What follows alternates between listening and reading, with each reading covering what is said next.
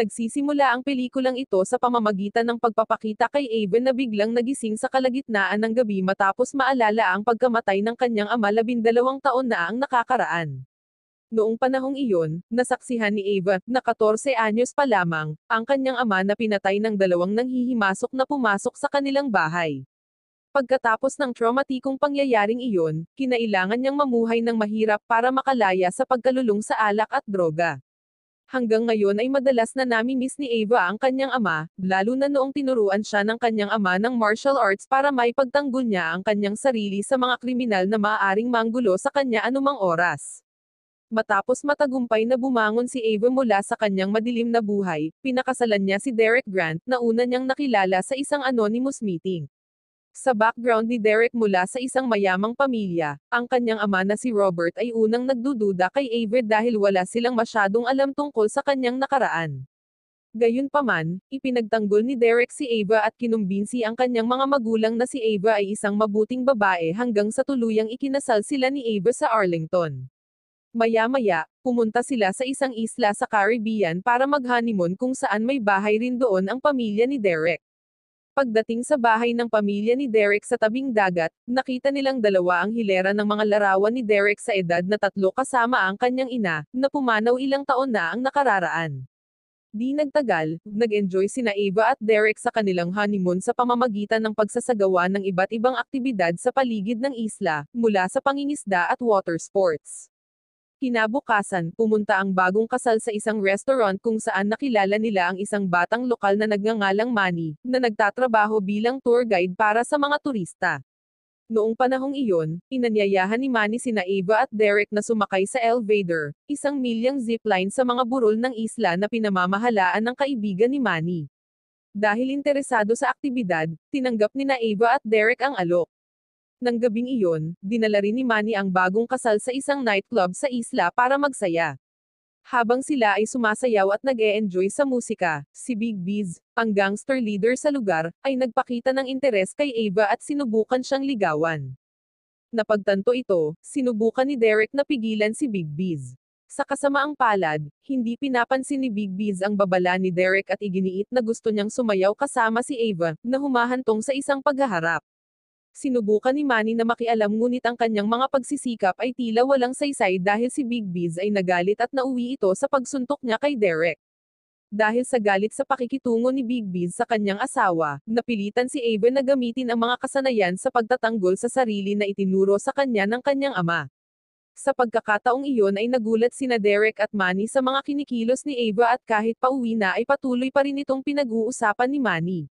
Kinaumagahan, pinuntahan ni Manny sina Derek at Ava sa kanilang bahay at ipinaalam sa kanila na darating si Big Biz at ang kanyang mga tauhan upang maghihiganti sa pangyayari noong nakaraang gabi.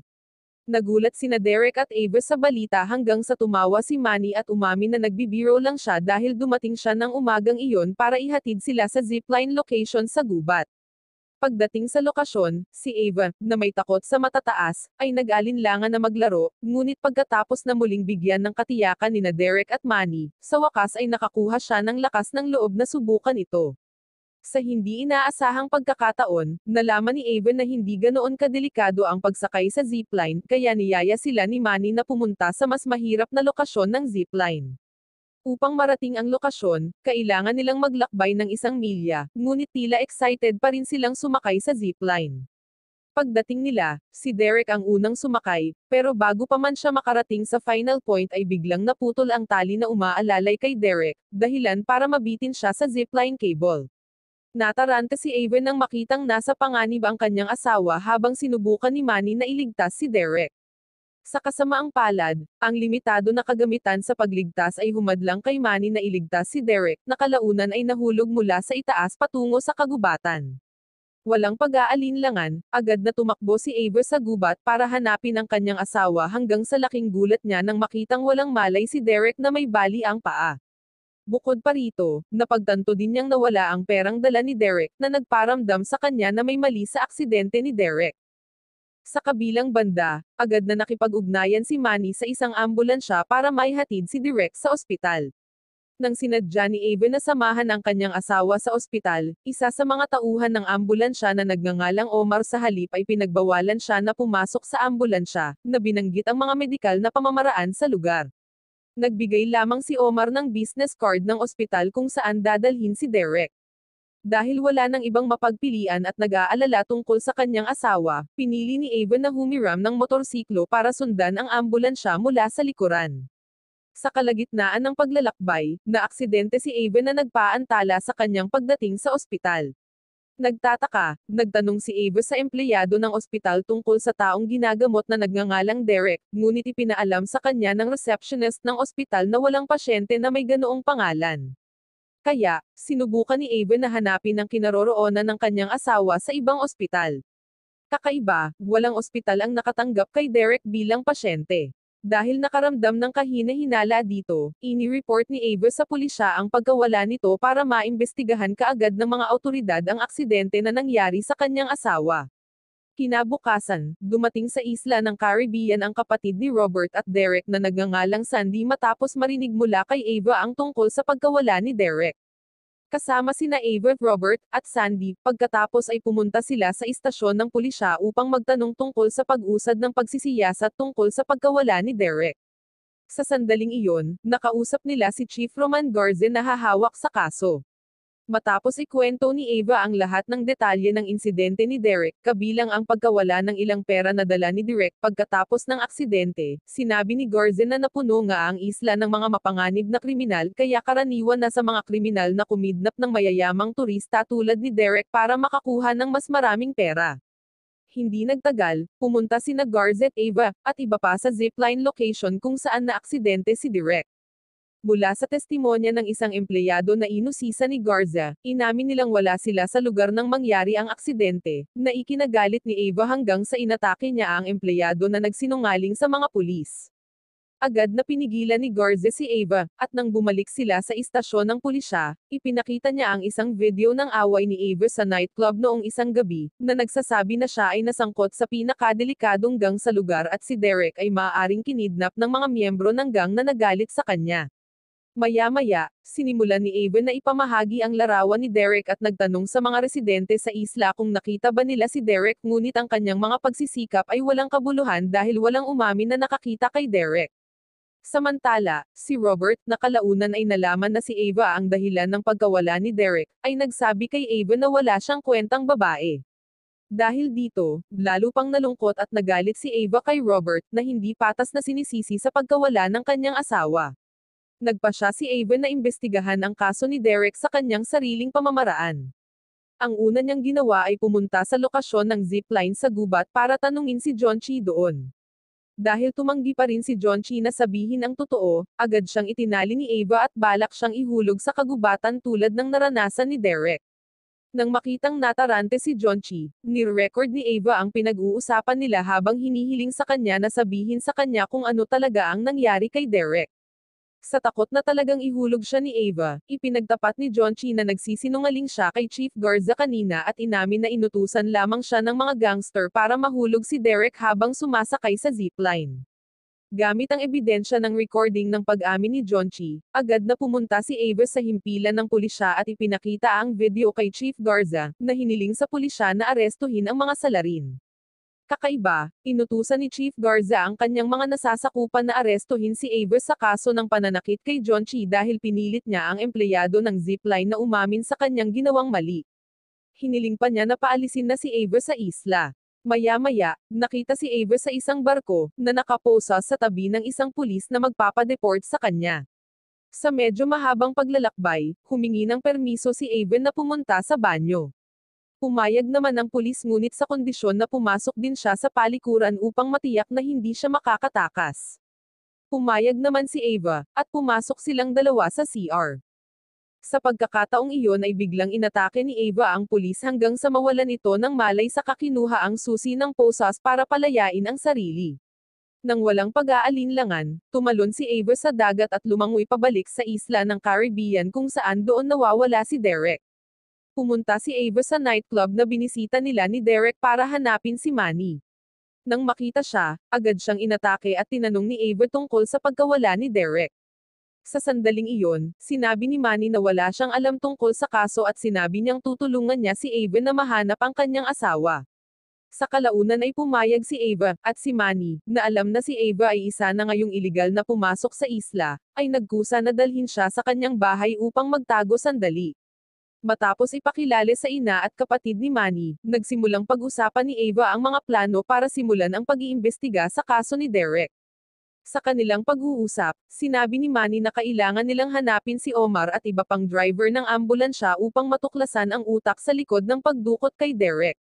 Kinabukasan ay dinala ni Manny si Ava sa isang lugar na kilala bilang lugar ng pagtitipon ng mga gangster sa isla upang mangalap ng impormasyon tungkol kay Omar. Sa kasamaang palad, wala silang nakitang anumang makabuluhang impormasyon, hanggang sa hindi sinasadyang nakita ni Ava ang isang flyer na may parehong simbolo ng tato sa kamay ng isang driver ng ambulansya na nagdadala kay Derek. Agad nilang tiningnan ang logo, at nalaman nila na logo pala ito ng isang cockfighting venue kaya nagmadali silang pumunta sa fighting location. Pagdating ni Manny ay hiniling ni Manny kay Ava na manatili sa kotse habang siya ay pumunta sa fighting area para hanapin ang kinaroroonan ng ambulance driver na naghatid kay Derek. Sa kabilang banda, nakita ni Ava ang driver na umalis sa cockfighting venue at sumakay sa isang kotse kasama ang isang babae. Pagkatapos noon, palihim silang sinundan ni Ava hanggang sa sinalakay niya ang driver sa isang bakanteng gusali at pinagbantaan siyang papatayin kapag hindi niya isisiwalat ang nangyari kay Derek. Matapos sabihin ng driver ang kanyang nalalaman, tinuluyan siya ni Ava hanggang sa mawalan siya ng malay, sa kanya ginamit ang kanyang telepono para tawagan si Omar para pumunta sa lokasyon. Di nagtagal, si Omar, na nag-aalala tungkol sa kanyang kasamahan, ay nagmamadaling pumunta sa lokasyon upang harapin si Ava. Pagkaraan ng ilang sandali, si Ava, na galit sa kanya, ay pinabagsak si Omar sa lupa bago siya pinatay. Dahil sa ginawa ni Ava, siya ay nahuli muli ng mga pulis at siya ang itinuring na dahilan kung bakit nagkaroon ng kaguluhan ang isla. Sumakay siya sa kotse ng pulis, sa una ay iniisip na dadalhin siya nito sa istasyon ng pulisya. Ngunit sa kalagitnaan ng paglalakbay, napagtanto niya na dinadala siya ng mga pulis sa gubat upang patayin. Nang lumabas ang mga pulis sa sasakyan at nagukay ng libingan para kay Ava, ngunit habang nasa loob pa rin siya ng sasakyan, tahimik niyang nagawang kumawala sa kanyang posas at pagkatapos ay pinatay ang mga pulis. Maya-maya, nagulat si Chief Garza sa isang tawag mula kay Ava na humihiling sa kanya na pumasok sa silid ng kanyang anak. Pagpasok sa silid, laking gulat ni Garza nang makita si Ava, na nakapasok at nakatutok ang baril sa kanyang natutulog na anak na babae. Napagtantong na corner siya, sa wakas ay ipinagtapat ni Garza na namatay si Derek sa operating room noong araw ng aksidente. Inamin ni Garza na kailangan niyang pagtakpan ang kaso dahil may utang siya kay Elbar, ang doktor na namamahala sa operasyon ni Derek na nagligtas sa buhay ng kanyang anak noong nakaraan. Matapos sabihin ang lahat, si Garza, na nakaramdam ng pagkakasala kina Ava at Derek, ay lihim na nagpa siya na gawin ng hindi may isip at mag-iwan ng madugong mga bakas ng paa sa sahig, na nakita ni Ava nang umalis siya sa kanyang bahay. Pagkatapos noon, bumalik si Ava sa bahay ni Manny habang umiiyak dahil kailangan niyang tanggapin ang katotohanang namatay na si Derek. Nang malaman ito, sinubukan siyang aliwin ni Manny. Kinaumagahan, nagpa siya si Ava na maghihiganti sa pamamagitan ng pagpunta sa pasukan ng ospital kung saan inatake niya ang receptionist na nagsinungaling sa kanya. Sa mabilis na galaw, sinakal ni Ava ang receptionist hanggang sa mamatay bago siya inilagay sa trunk ng kanyang sasakyan at kinuha ang ID card ng receptionist ng ospital. Gamit ang ID card na iyon, pumasok si Ava sa kwarto ni Elbar at binalot niya ang mukha ni Elbar gamit ang isang plastic bag habang ini-interrogate siya tungkol sa nangyari sa katawan ni Derek. Sinabihan siya ni Elbar na tingnan ang footage ng surveillance camera, na nagpapakita ng isang gangster na nagngangalang Silvio Lugo at ang kanyang mga tauhan kasama si Derek na buhay pa at naka-wheelchair. Mula sa surveillance footage ay dumiretso ang mga gangster sa operating room, kaya nagbalat kayo si Ava bilang nurse para pumasok sa operating room ng direkta. Matapos matagumpay na makapasok sa operating room, nalaman na lamang ni Ava na kukunin ng doktor ang spinal marrow ni Derek para sa paggamot sa cancer na pinagdudusahan ni Silvio. Bago ang operasyon ay itinutok ni Ava ang kanyang baril sa lahat ng tao sa silid at diri-diretsong umalis. Agad silang hinabol ng mga tauhan ni Silvio habang sinusubukang lumabas ng ospital sina Ava at Derek. Nang makalabas sina Ava at Derek sa emergency exit, lumitaw si Silvio at ang kanyang mga tauhan na pinalibutan sila. Kaya sinadyang hostage ni Ava si Silvio at inutusan ang gangster na ilabas sila ni Derek sa ospital. Nang mga sandaling iyon, nagbanta si Silvio na maghihiganti kay Ava at tumalon siya palabas ng sasakyan para sumama sa kanyang mga tauhan na humahabol sa kanila. Pagkatapos noon, sa patnubay ni Manny sa pamamagitan ng text messages, nagawang iwasan ni Ava ang mga tauhan ni Silvio at nakatagpo nila si Manny na nagyaya sa kanilang dalawa na magtago sa isang baryo. Ilang sandali pa, mukhang nakarating na si Silvio sa nayon at tinanong ang mga residente tungkol sa kinaroroonan ni Ava at ng iba pa. Ipinaalam ng isa sa mga residente kay Silvio ang kinaroroonan ni Ava kaya agad na pinalibutan ng mga gangster ang bahay na pinagtataguan ni Manny at ng iba pa. Walang pag-aalinlangan, pinatay ni Ava at Derek ang bawat gangster na dumating hanggang sa tuluyan na niyang nakaharap ng diretso si Silvio. Nagtipon-tipon ang mga residente para panoorin ang laban, at pagdating ng mga pulis, na hostage na ni Ava si Silvio at hiniling ni Silvio sa mga pulis na arestuhin si Ava dahil binayaran niya sila. Ilang sandali pa ay dumating na si Big Biz sa pinangyarihan at pinakiusapan ang lahat na huwag magdulot ng kaguluhan na maaaring makakasira sa turismo sa isla na siyang ikinabubuhay ng mga residente. Sinubukan ni Big Biz na hikayatin si Ava na isuko ang kutsilyong ginamit niya para bihagin si Silvio, at sa wakas ay ibinigay niya ito kay Big Biz. Pagkatapos ay ginamit ni Big Biz ang kutsilyo para patayin si Silvio sa harap ng lahat. Pagkatapos ay sinabihan ni Big Biz si Ava na umalis kaagad sa isla, at inutusan din niya ang mga pulis na bumalik sa kanilang istasyon na may pangako na babayaran sila ng doble sa ibinayad ni Silvio sa kanila. Sa huli, ipinakita ng pelikula sina Ava at Derek na umalis sa isla ng Caribbean gamit ang isang speedboat. Wow naman! Doon nagtatapos ang pelikula mga idolo, salamat sa inyong panonood.